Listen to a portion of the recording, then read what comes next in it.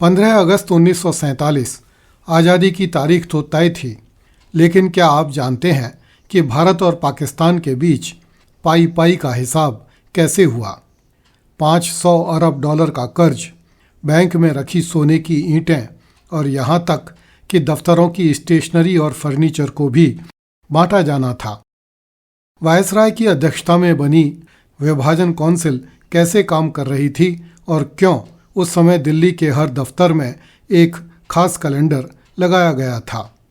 नमस्कार, YouTube channel glimpse of Indian history by doctor Mohanlal Gupta में आपका स्वागत है। आप देख रहे हैं ऐतिहासिक धारावाहिक कैसे बना था पाकिस्तान। प्रस्तुत है 115वां एपिसोड। एक हिंदू और एक मुस्लिम वकील को भारत सरकार के टुकड़े करने की जिम्मेदारी दी गई। पिछली कड़ियों में हम चर्चा कर चुके हैं कि हालांकि लंदन की सरकार ने 20 जनवरी 1948 तक भारत को आज़ादी देने के लिए लॉर्ड माउंटबेटन को भारत भेजा था, किंतु एक प्रेस वार्ता में माउंटबेटन ने 15 अगस्त 1947 को ही भारत को आज़ादी देने की घोषणा कर दी। इस अप्रत्याशित घोषणा से भारत में अफरा तफरी मच गई। विभाजन का काम दक्षता से निपटाने के लिए वायसराय की अध्यक्षता में एक विभाजन काउंसिल का गठन किया गया, जिसमें भारत के प्रतिनिधि के रूप में HM पटेल तथा पाकिस्तान के प्रतिनिधि के रूप में चौधरी मोहम्मद अली को रखा गया। उनकी सहायता के लिए 20 समितियां और उप समितियां गठित की गईं, जिनमें लगभग 100 उच्च अधिकारियों की सेवाएं ली गईं। इन समितियों का काम विभिन्न प्रकार के प्रस्ताव तैयार करके अनुमोदन के लिए विभाजन काउंसिल के पास भेजना था। लॉरी कॉलिंस तथा डोमिनिक लेपियर ने इस विभाजन प्रक्रिया का बड़ा रोचक वर्णन किया है। 15 अगस्त के आने में अब ठीक 73 दिन बाकी बच रहे थे। तलाक के कागजात इस बीच हर सूरत में तैयार हो जाने चाहिए थे। कर्मचारियों को लगातार सावधान और चुस्त रखने के लिए माउंटबेटन ने एक विशिष्ट कैलेंडर छपवाकर दिल्ली के प्रत्येक संबंधित कार्यालय में लगवा दिया। उस कैलेंडर का एक पन्ना रोज फाड़ा जाता। प्रत्येक पन्ने के बीचों बीच लाल घेरे के अंदर वह आंकड़ा छपा दिखाई देता था, जो यह बताता था कि 15 अगस्त के आने में अब कुल कितने दिन शेष रह गए हैं। मानो किसी अणु विस्फोट की उल्टी गिनती शुरू हो गई हो। इस प्रकार रोज एक एक दिन गिना जा रहा था और रोज एक एक दिन कम हो रहा था। उस अलौकिक भारतीय तलाक में माल मत्ते के कागजात तैयार करने का भारी भरकम काम आखिर जिन दो व्यक्तियों के कंधों पर आकर पड़ा, वे दोनों समान रुतबे के वकील थे। उनमें से एक मुसलमान था और दूसरा हिंदू। चौधरी मोहम्मद अली और HM पटेल क्रमशः मुसलमानों और हिंदुओं के हितों की रक्षा करते हुए रोज फाइल पर फाइल निपटा रहे थे। लगभग 100 कर्मचारी, जिन्हें बहुत सी समितियों और उप समितियों में विभाजित किया गया था, रोज उन वकीलों को तरह तरह की रिपोर्ट देते थे।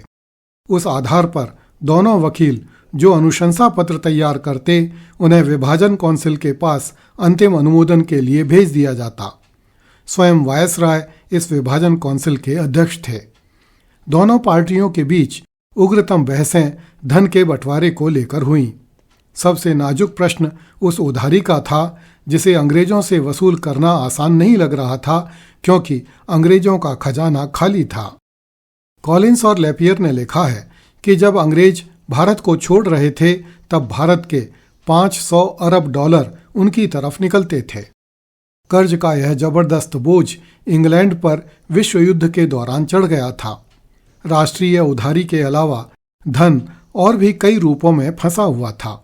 स्टेट बैंकों की नकदी, बैंक ऑफ इंडिया के वॉल्टों में रखी सोने की ईंटें, चुटकियों में सिर काट लेते नागाओं के बीच झोंपड़ी में बसकर अपनी ड्यूटी निभा रहे जिला कमिश्नरों के पास रखी छोटी छोटी रकमें, देश भर में फैले डाकघरों की स्टेशनरी इत्यादि का मूल्य। काउंसिल द्वारा बैंकों, सरकारी विभागों तथा पोस्ट ऑफिस में रखे हुए रुपयों, सामान और यहाँ तक कि फर्नीचर के बंटवारे हेतु निर्णय लिए गए। बंटवारे में तय किया गया कि पाकिस्तान को बैंकों में रखी नकदी का और स्टर्लिंग शेष का 17.5% हिस्सा प्राप्त होगा।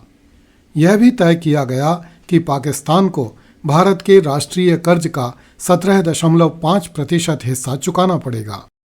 यह भी तय किया गया कि देश के विशाल सरकारी तंत्र में जो कुछ भी स्थानांतरण द्वारा हटाया जा सकता है उसका 80% भारत को और 20% पाकिस्तान को दिया जाए। देश में कुल 18,077 मील लंबी सड़कें तथा 26,421 मील लंबी रेल की पटरियां थीं। इनमें से 4,913 मील सड़कें तथा 7,112 मील रेल पटरियां पाकिस्तान के हिस्से में गईं।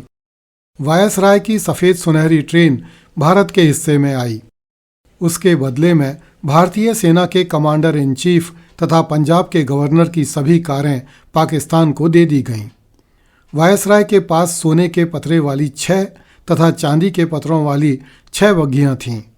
इनमें से सोने के पत्रों वाली बग्घियां भारत के हिस्से में आईं तथा चांदी के पत्रों वाली बग्घियां पाकिस्तान के हिस्से में गईं। अगली कड़ी में देखिए, अंग्रेजों ने भारत की सेनाओं को 2 देशों में बांट दिया। कृपया इस चैनल को सब्सक्राइब करें, वीडियो को लाइक एवं शेयर करें। धन्यवाद। जय हिंद।